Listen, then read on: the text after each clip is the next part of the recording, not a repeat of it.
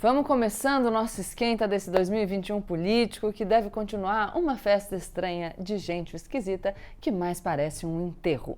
A gente conversou muito em 2020 sobre o Bolsonaro e os seus melhores amigos, os deputados do Centrão.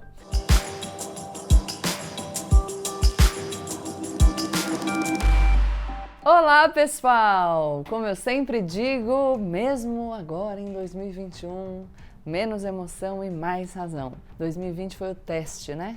Se a gente sobreviveu com menos emoção e mais razão em 2020, queridos, a gente vai pra sempre. Então aproveita para se inscrever no canal, deixar o seu like e compartilhar o vídeo com os seus amigos.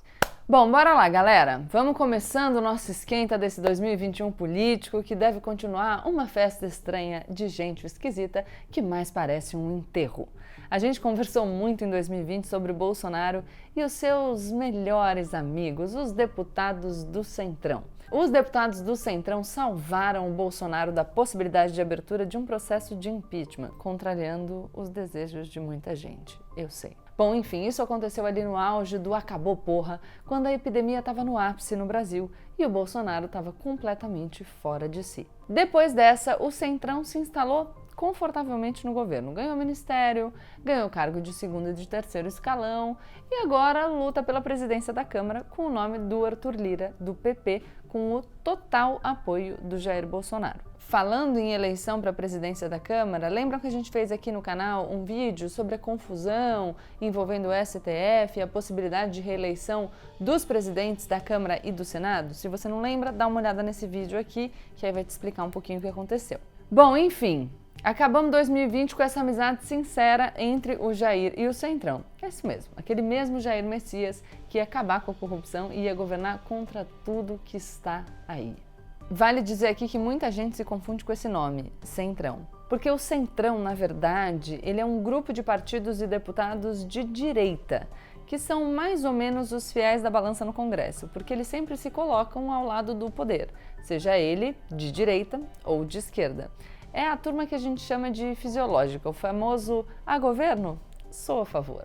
Tem vídeo aqui no canal sobre o Centrão também, eu uso nesse vídeo aqui no canal um trechinho do Cláudio Couto, cientista político, que aliás é um professor que eu gosto muito e que tem um canal aqui no YouTube chamado Fora da Política Não Há Salvação. Para quem não conhece, vai lá conhecer o canal do Cláudio. Enfim, essa confusão de nomenclaturas políticas e de ideologias no Brasil é uma coisa muito importante e que eu vou querer conversar mais com vocês ao longo desse ano.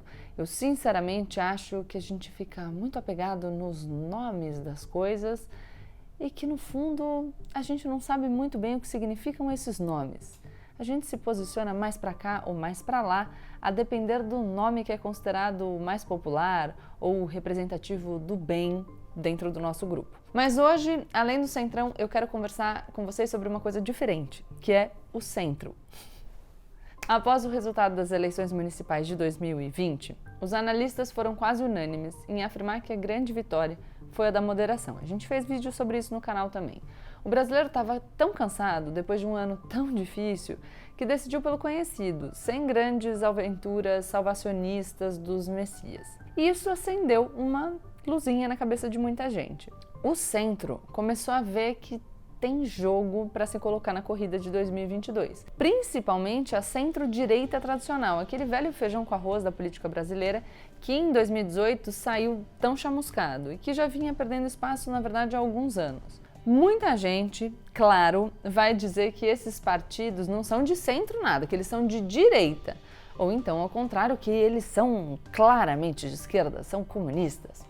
Outra coisa que a gente vai conversando melhor ao longo do tempo aqui no canal. Enfim, como todo mundo que me acompanha aqui no canal, vocês sabem a minha posição. O Bolsonaro não governa. Não governou em nenhum momento em 2019, aliás, se fez alguma coisa foi para atrapalhar, quando as coisas estavam mais calmas, inclusive, e não governou em nenhum momento em 2020, ano da maior crise da história recente da humanidade. Mas, embora o Bolsonaro não governe, o Brasil continuou funcionando aos trancos e barrancos porque o Congresso governou. O Congresso, liderado pelo Rodrigo Maia, fez a reforma da Previdência, fez o marco do saneamento, passou o pacote anticrime, passou o auxílio emergencial na pandemia. Enfim, a gente pode, claro, discutir aqui se as medidas foram boas ou ruins, se foram complicadas, se tiveram partes boas e partes ruins. A gente pode discutir tudo de forma tranquila e respeitosa. Mas o que eu estou falando aqui é que essas mudanças aconteceram.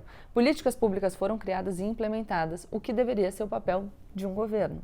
Enquanto isso, o Bolsonaro fazia piada de mau gosto, brigava com o STF, menosprezava a gravidade da pandemia, brigava com o João Dória, que mais? Protegia os filhos, assoou o nariz e passou nas pessoas. Ai, claro, né? Segunda onda, Brasil tendo que lidar com a falta de planejamento para receber e para conseguir vacinar a sua população, o Bolsonaro estava fazendo o quê? Um bom exemplo, ele estava inaugurando uma exposição das roupas da posse. Isso. Vocês notam a diferença? Porque existe uma grande diferença. A gente gostando das medidas que passaram no Congresso ou não gostando, gostando do Rodrigo Maia ou não gostando. Mas eu quero falar aqui, brevemente, sobre uma coluna que o meu colega de Folha de São Paulo, o Celso Rocha de Barros, que aliás eu admiro muito, escreveu em dezembro e é muito interessante. Ele chama atenção para o seguinte ponto: o centro, ou a centro-direita, governou no lugar do Bolsonaro nesses últimos anos, por conveniência sua, por querer ver esses projetos que aprovou aprovados, para também, claro, mostrar serviço de olho em ganhos eleitorais que, de fato, vieram. Agora, existe uma possibilidade concreta de que a centro-direita consiga alcançar voos mais altos. Se o bolsonarismo anda perdendo bastante força, o petismo também continua baqueado das suas crises anteriores. E eu não estou dizendo que os dois sejam a mesma coisa. O que eu estou dizendo é que o bolsonarismo perdeu nessas eleições municipais de 2020, né, nas últimas eleições municipais, e que o petismo, que também sai enfraquecido, já vinha perdendo força há algum tempo. Só isso que eu estou falando. E aí, nesse cenário, sobra um espaço no meio do caminho. E como vocês sabem, não existe vácuo na política. A centro-direita, que andava mais cabisbaixa, porque não ganhava presidência desde 2002, viu que tem ali um espaço. Eles vão continuar ajudando o Bolsonaro, dando algum verniz de governabilidade para ele, agora que eles têm chances próprias nas eleições presidenciais de 2022? Por outro lado, 2021 vai ser um ano muito difícil para os brasileiros. A gente tem uma perspectiva de vacina, o que vai ser maravilhoso, principalmente se os nossos governantes pararem de brigar entre si. Mas os analistas são unânimes. O ano que vem por aí, 2021, ainda vai ser bem complicado. O auxílio emergencial, que segurou as pontas para muita gente que perdeu o emprego e a possibilidade de trabalhar, vai acabar. Essa renda dos mais pobres estava segurando a demanda por produtos na economia brasileira. Quando o dinheiro disponível para o consumo vai diminuir, as empresas vão vender ainda menos. E aí vão ter que reduzir os custos. E aí vão voltar a demitir, ou seja, a pobreza tende a aumentar, o desemprego também. A desigualdade cresce.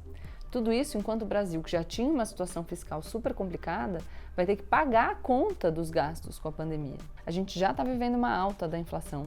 A gente vai precisar, em 2021, de muita gestão e de muitas ideias inovadoras. E aí, qual é o interesse dessa galera da centro-direita em ajudar o Bolsonaro? Porque se o Bolsonaro se lascar, os maiores ganhadores podem ser eles. Como ser aliado, sendo ao mesmo tempo rival. E aí, ao mesmo tempo, deixar o Brasil numa situação dramática sem fazer nada a respeito é muito arriscado. Tem o perigo de ser percebido como omisso, tem o perigo também de deixar a sua população numa situação de vulnerabilidade sem precedentes. Uma população desesperada é muito mais difícil de prever. Será que essa conta vem necessariamente para o Bolsonaro? Será que o desespero vai cair no colo de outra pessoa? Será que essa população desesperada vai apostar na moderação, como fez em 2020, ou vai escolher um novo salvador da pátria? O desespero pode levar as pessoas para o extremismo, por uma proposta mais extremista, abandonando esse discurso de moderação. E isso enquanto o brasileiro assiste o mundo todo ser vacinado antes dele. Entende a frustração? O ano está só começando, o brasileiro sabe que as expectativas devem ser mantidas baixas. Aliás, eu diria para vocês que, se for possível, o ideal é a gente não ter muita expectativa mesmo, assim. Não é nem manter baixa, é não ter. A gente precisa ter esperança para continuar buscando um país melhor. Mas a gente precisa se desensibilizar em alguma medida, principalmente para essas ações translocadas do Bolsonaro, porque eu vi e eu vi de vocês o quanto isso foi desgastante em 2020. Todo mundo se dizendo exausto, todo mundo dizendo que não aguentava mais esse clima da política e principalmente lidar com essa insensibilidade do governo, com esse descaramento, enfim, foi muito difícil para todo mundo. Mas, como a eleição de 2022 já começou, eu queria que vocês começassem a olhar com mais atenção para esses nossos jogadores no tabuleiro da política. Então vamos lá, a gente tem o presidente, a gente tem o PT e as esquerdas, que são forças políticas muito importantes no Brasil, a gente tem o Centrão, que vai para o time que tiver com mais cara de vencedor, e agora a gente tem esse jogador que estava meio escanteado, que é a centro-direita, que vai começar a se movimentar para tentar voltar ao poder. É isso, galera. Na semana que vem a gente volta com o nosso cronograma tradicional no canal, com vídeos às terças e quintas às 19 horas. Eu espero todos vocês aqui comigo e vamos junto nesse 2021 que com certeza promete. Aproveitem para deixar sugestões de temas para a gente abordar aqui no canal, porque eu gosto muito da gente manter essa troca ativa para que eu possa pensar em conteúdos que vão agradar a vocês, que vão ensinar aquilo que vocês estão querendo saber ou que vão possibilitar essa troca entre nós de opiniões, de avaliações, enfim, tá bom? Não esquece de se inscrever no canal, deixar o seu like e compartilhar o vídeo com seus amigos. Beijo!